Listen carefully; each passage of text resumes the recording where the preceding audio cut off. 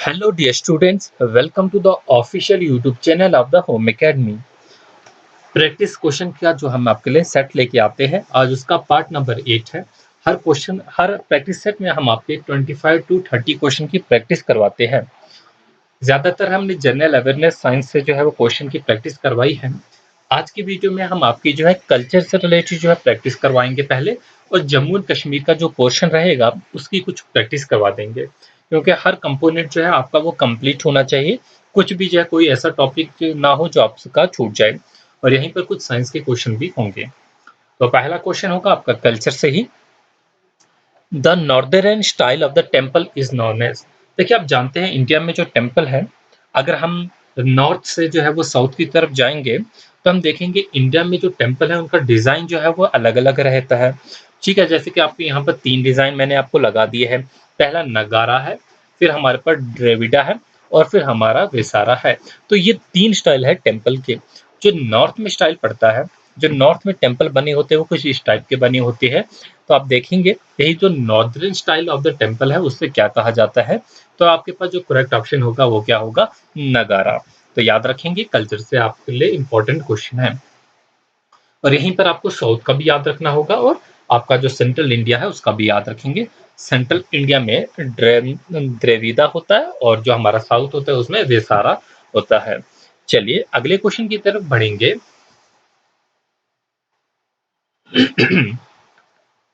Question number 2 हमारे पास है, the narrow land between two seas और ओशन इज कॉल्ड एज। देखिए, दो समंदर है, सपोज कि एक समंदर है और इस यहाँ पर जो है इस यहाँ पर एक और समंदर है। तो इनके बीच में अगर एक नैरो लैंड होगी तो उस लैंड को जो है वो क्या कहा जाता है। तो ये जो है हमारे पास क्वेश्चन होगा, the narrow land between two seas और ओशन, दो समंदरों के बीच में जो नैरो लैंड होती है उसे क्या कहा जाता है। तो उसे हम क्या कहते हैं। दिए गए ऑप्शन में इस्थमस, डेल्टा, स्ट्रेट और लागून। देखिए, आप तो जानते हैं लगून जो है वो एक लेक होता है, और डेल्टा जो है उसके बारे में हम पढ़ चुके हैं शायद ज्योग्राफी में अपने, कि डेल्टा कैसे बनते हैं। ठीक है, डिपोजिशन से। और ये जो है जो याद रखेंगे आप, इसे हम इस्थमस कहते हैं। क्या कहते हैं, इस्थमस कहते हैं। यहीं पे क्वेश्चन नंबर 3 को देख लेंगे। विच of the following is not situated इन फतेहपुर सिकरी। यहाँ पर कुछ ऑप्शन दिए गए हैं कि इनमें से दिए गए ऑप्शन में से कौन जो है फतेहपुर सिकरी में सिचुएटेड नहीं है। कुछ ऐसे मॉन्यूमेंट्स के बारे में पूछा गया है। पहला हमारे पास बुलंद दरवाजा है। हम सारे ही जानते हैं जो बुलंद दरवाजा है वो फतेहपुर सिकरी में है। सेकंड जो है जामे मस्जिद भी जो है वो फतेहपुर सिकरी में है। और फिर हमारे पास थर्ड ऑप्शन है नगीना मॉस्क। नगीना मॉस्क जो है फतेहपुर सिकरी में नहीं है। अगर फतेहपुर सिकरी में नहीं है तो कहाँ पर है। तो ये है आगरा फोर्ट में। और पंचमहल है, पंचमहल भी जो है फतेहपुर सिकरी में है। तो आपका करेक्ट ऑप्शन होगा Nagina mosque is not situated in the Fatehpur Sikri. बढ़ेंगे अपने अगले क्वेश्चन की तरफ। According to the central according to the cultural history of India, panchayatan is. Cultural history अगर हम देखें इंडिया की, जो पंचयातन है ये क्या चीज है। ठीक है, तो इस टर्म के बारे में पूछा गया है कि पंचयातन जो है वो कौन सी टर्म है। देखिए, N assembly of elders of village, क्या उसे हम पंचयातन कहते हैं? नहीं, ऐसा नहीं होता। ठीक है, तो ये करेक्ट ऑप्शन नहीं होगा आपका, ये इनकरेक्ट होगा। ए रिलीजियस सेक्ट, कोई ऐसा रिलीजियस फिरका हो या सेक्ट, वो भी नहीं है। तो पंचयातन जो है एक टेम्पल कंस्ट्रक्शन स्टाइल है। तो इसी के बारे में डिटेल में पढ़ेंगे जो कि नीचे दी गई है। A temple Panchayatana has a main shrine at the centre which form the base of the temple. तो एक जो है वो श्राइन जो होती है वो यहाँ पर सेंटर में होती है। चलिए, जो कि बेस मानी जाती है पूरे टेम्पल की।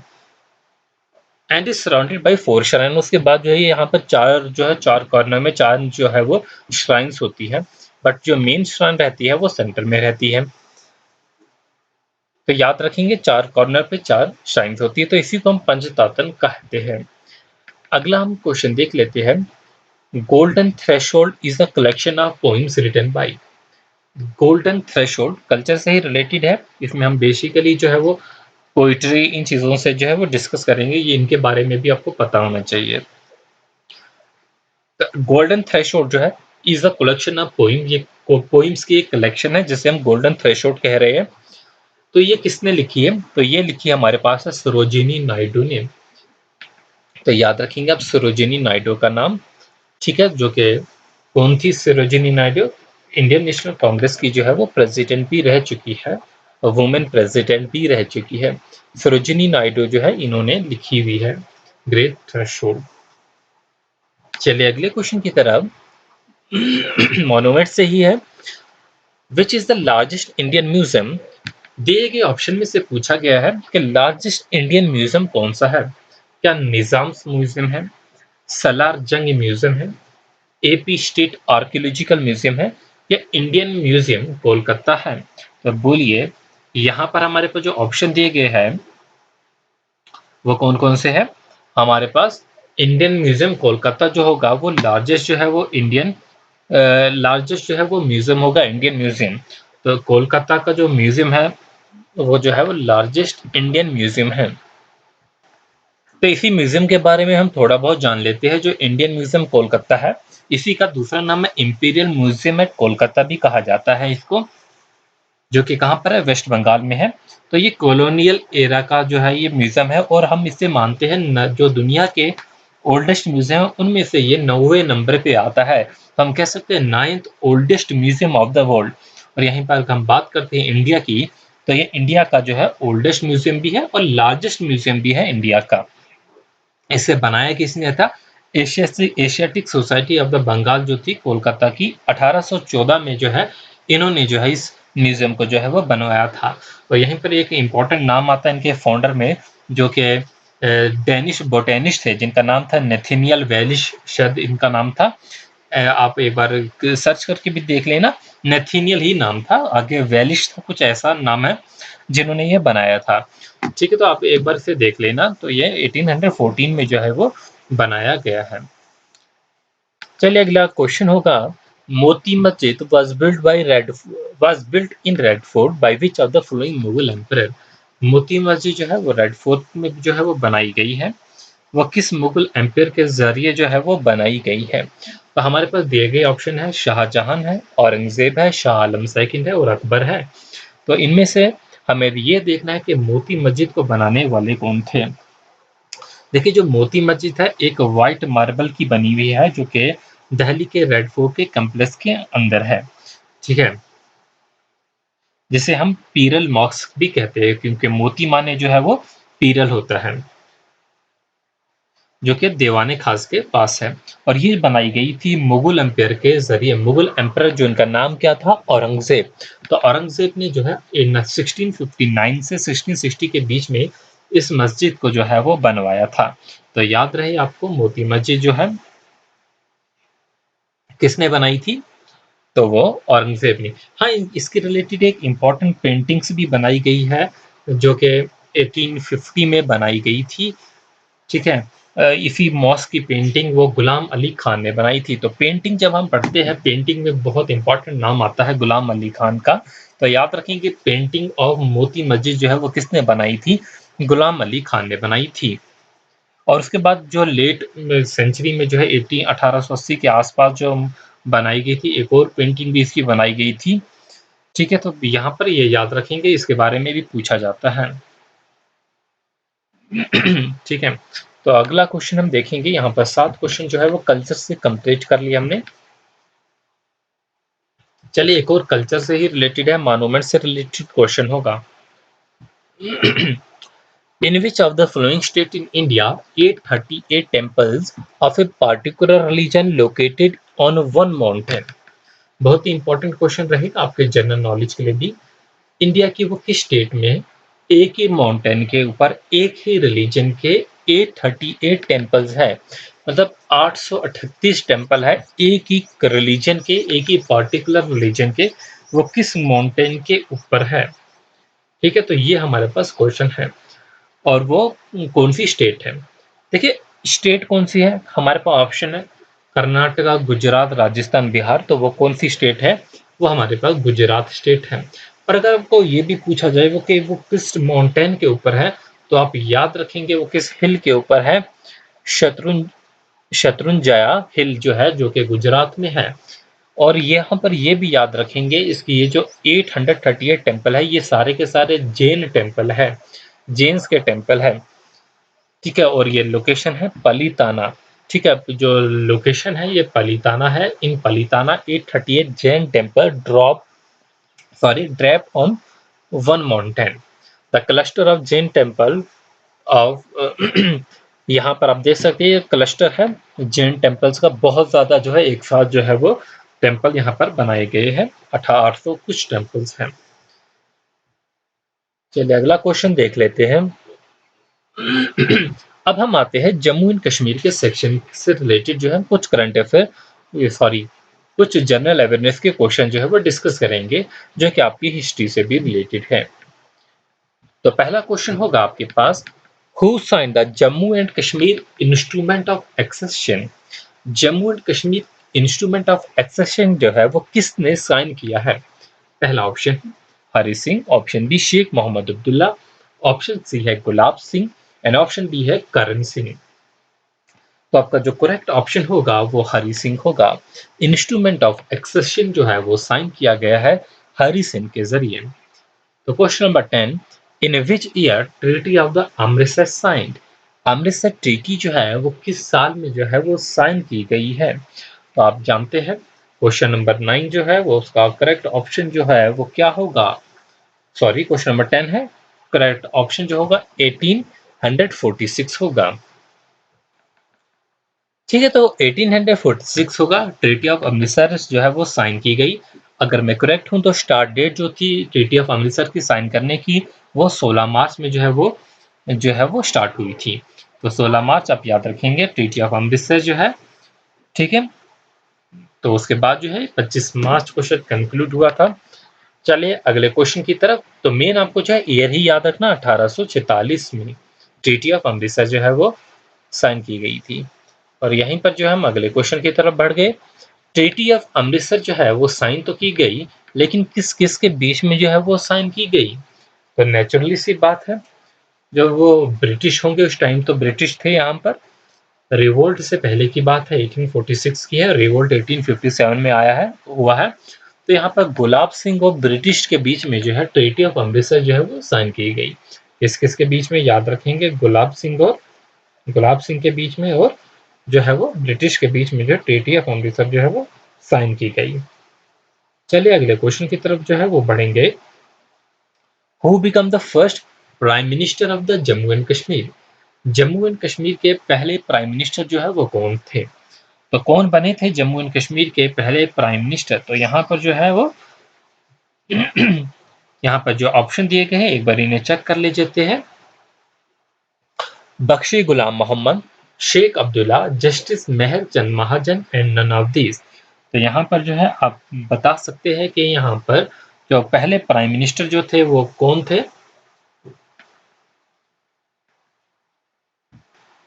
तो यहीं पर हम याद रखेंगे जो पहले प्राइम मिनिस्टर बने थे वो जस्टिस मेहरचंद महाजन थे, पहले prime minister of Jammu and Kashmir. लेकिन अगर आपको पूछा जाए first elected prime minister of the Jammu and Kashmir तो वो शेख मोहम्मद अब्दुल्ला होंगे, जो कि इलेक्टेड प्राइम मिनिस्टर है।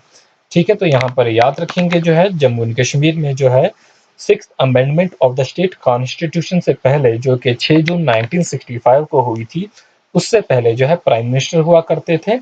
और प्राइम मिनिस्टर जिसे हम वजीर आजम भी कहते हैं, और उसके बाद जो है इनको हटाकर जो है इस टाइटल को हटाकर जो है चीफ मिनिस्टर कर दिया गया है। और उसके बाद जो है स्टेट को रीऑर्गेनाइज करके जो है चीफ मिनिस्टर की पोस्ट जो है फिलहाल जो है अभी नहीं है। तो यहीं पर अगला क्वेश्चन जो है पढ़ेंगे। तो यही क्वेश्चन आ गया है अगला ही। The title Sadar Riyasat for governor and prime minister for chief minister was abolish in the year. तो कौन सा ईयर है? 1965। Question number 14, Gulab Singh sent his general Zorawar Singh to innovate Ladakh in the year. तो गुलाब सिंह ने अपने जनरल जोरावर सिंह को जो है लद्दाख को इनोवेट करने के लिए जो है वो भेजा। किस ईयर में भेजा है? तो वो क्वेश्चन जो है यहाँ पर पूछा गया है। तो क्वेश्चन क्या आंसर क्या होगा? 1834 में। 1834 में जो है गुलाब सिंह ने जो है अपने जनरल जोरावर सिंह को लद्दाख को इनोवेट करने के लिए भेजा था। यहाँ पर 14 क्वेश्चन कंप्लीट हो गए। अगले क्वेश्चन की तरफ चलेंगे। What was the period of Sikh rule in Kashmir? What was the period of Sikh rule in Kashmir? देखे जो सिख कम्युनिटी का यहाँ पर रूल था, मतलब इनके जो रूलर थे उस टाइम जो रूल कर रहे थे जम्मू एंड कश्मीर में, इनका तकरीबन 27 ईयर्स का जो है वो रूल रहा है।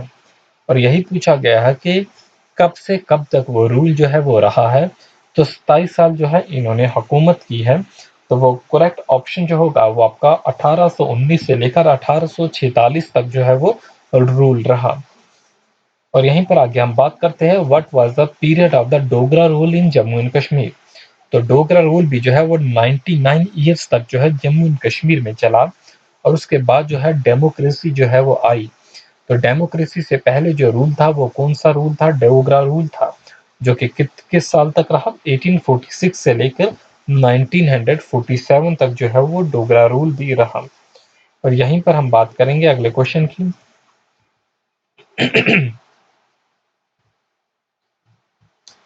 When did Maharaja Hari Singh become the king of Jammu and Kashmir? Maharaja Hari Singh जो है वो रूलर बनते हैं जम्मू एंड कश्मीर के किस साल में बनते हैं? 17 का जो होगा वो आपका करेक्ट ऑप्शन जो होगा वो आपका डी होगा।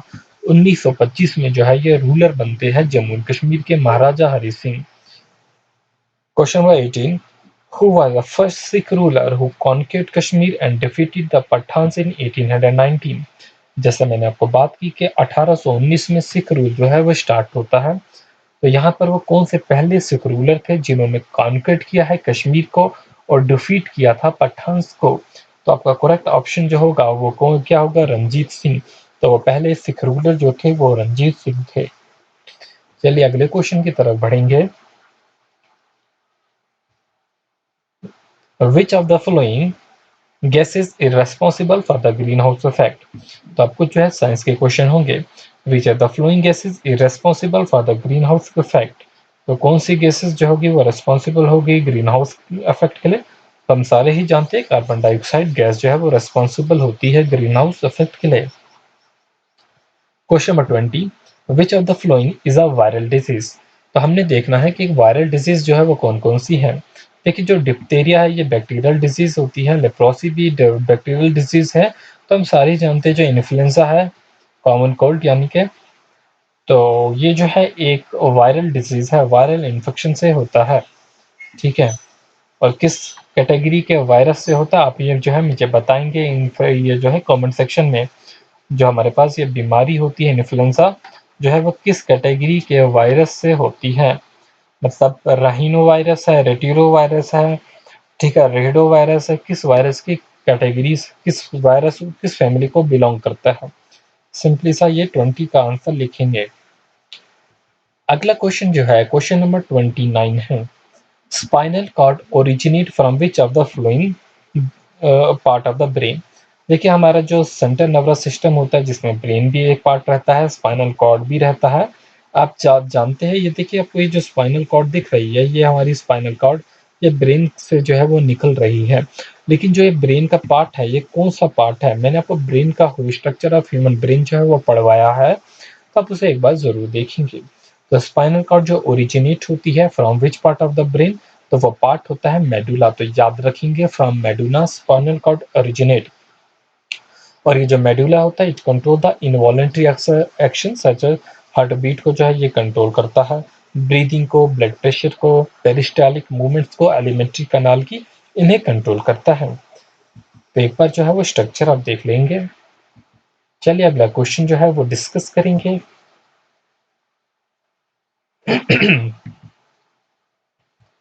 क्वेश्चन नंबर जो होगा वो 22 होगा। बहुत इजी क्वेश्चन है। What is the unit of the nervous system? Nervous system का यूनिट जो होता है वो कौन सा है? तो क्या ब्रेन उसका है, स्पाइनल कॉर्ड है, न्यूरॉन है, या नर्व्स है? तो याद रहेगा न्यूरॉन है। लेकिन अगर नर्वस सिस्टम कॉन्सिस्ट ऑफ पूछा जाए तो वो ब्रेन से भी बना है, स्पाइनल कॉर्ड से भी बना है, नर्व से भी बना है। तो ऑल ऑफ 30 होगा। तो याद रखेंगे ये दो क्वेश्चन। क्वेश्चन नंबर 24 होगा। Largest part of the brain is, बहुत ही इंपॉर्टेंट क्वेश्चन है। ब्रेन के जो पार्ट है जैसे कि सेरिब्रम है, मेडुला ऑब्लांगेटा है, थैलेमस है, तो कौन सा पार्ट होता है सबसे बड़ा, तो वो सेरिब्रम होता है, याद रखेंगे। क्वेश्चन नंबर 25 है, विच of the following river system created the jog waterfalls. ठीक है, तो इनमें से दिए गए ऑप्शन में से पूछा गया है विच of the flowing river system created the jog waterfall, तो ये रिवर का याद रखेंगे।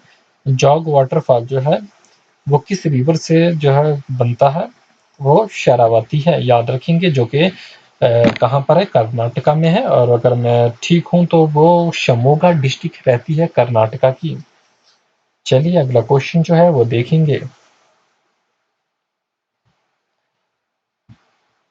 Which of the following factor support the non-perennial feature of the peninsular India? तो ये क्वेश्चन मैं आपके लिए जो है होमवर्क रखता हूँ, क्योंकि ड्रेनेज सिस्टम जो है मैंने पूरा का पूरा पढ़ाया है, तो उसमें अच्छे से जो है वो डिस्कस किया है। तो क्वेश्चन नंबर जो होगा 26 जो होगा वो आपके लिए होमवर्क रहेगा। और यहीं पर क्वेश्चन नंबर 27 होगा, the Luni river is flowing from which of the following reason.